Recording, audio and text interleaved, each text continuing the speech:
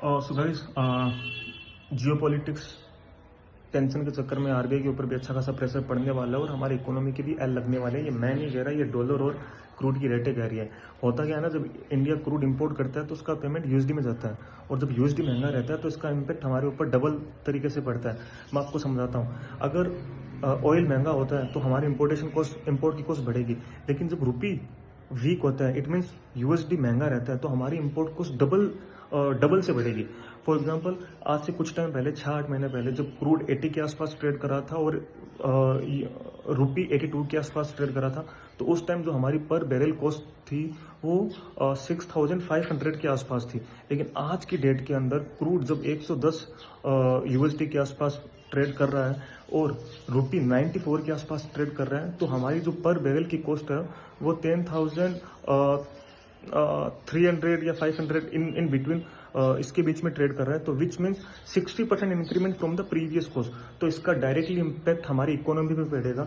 Reason behind ये है, जब क्रूड की रेटें बढ़ती है तो डीजल महंगा, पेट्रोल महंगे, इसकी वजह से लॉजिस्टिक महंगी, और जो भी हमारे रेगुलर लाइफ में जो चीज़ें काम आती है ना, लाइक वेजिटेबल्स, मिल्क, और ये सब महंगी हो जाएंगी। और वो सारे प्रोडक्ट जहाँ पे directly indirectly crude as a raw material काम आता है, वो सारे इम्पैक्ट महंगे हो जाएंगे, और जिसकी वजह से इन्फ्लेशन महंगा हो जाएगा। तो और ये इनका इम्पैक्ट हमारी पॉकेट पे पड़ेगा। अब आरबीआई के मेजर 3 कंसर्न है। इन्फ्लेशन को कंट्रोल करना पहला, रुपी को गिरने से बचाना दूसरा, और ग्रोथ जो स्लो हो सकती है उसे बचाना तीसरा।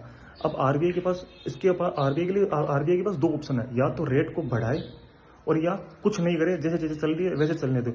अगर आरबीआई यहाँ पे रेट बढ़ाता है तो ओवरऑल स्टॉक मार्केट के लिए negative, but yes, inflation control होने के चांसेस रहेंगे उसमें, एंड रुपी स्टेबल के चांसेस रहेंगे, एंड फॉरेन इन्वेस्टर अट्रैक्ट होते हैं उसमें, तो वो रुपी स्टेबल होने के चांसेस रहते हैं।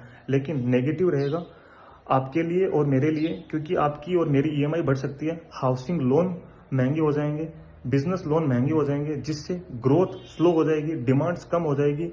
सो ग्रोथ स्लो होने के चांसेस रहते हैं और आपकी ईएमआई कॉस्ट बढ़ जाएगी। अगर आरबीआई रेट ना बढ़ाए तो क्या हो सकता है, जैसे जैसे चल रही है अगर वैसे चलने दे तो उस केस के अंदर रुपी क्रैश हो सकता है। आज जो रुपी 94 के आसपास ट्रेड कर रहा है वो मे बी 95, 96 और इवन 100 भी टच कर दे, तो उसकी वजह से अगेन हमारी इंपोर्ट कॉस्ट बढ़ जाएगी, और जिसका इम्पैक्ट फिर से इन्फ्लेशन पे आएगा। तो आरबीआई के लिए सिचुएशन बिल्कुल भी सही नहीं है। नेक्स्ट मंथ मॉनेटरी पॉलिसी है, तो उसमें हमें बहुत कुछ क्लोजली मेजर करना पड़ेगा। और अगर आरबीआई यहाँ पे रेट बढ़ा दे तो ग्रोथ स्लो होने के चांसेस रहते हैं। अगर रेट नहीं बढ़ाए तो इन्फ्लेशन एंड रुपी क्रेश होने के चांसेस पूरे हैं। सो लेट्स सी क्या होता है। सिचुएशन बिल्कुल सही नहीं है, और नेक्स्ट मंथ जो पॉलिसी है maybe first week of April के अंदर है, तो वो क्लोजली हमें मॉनिटर करना पड़ेगा।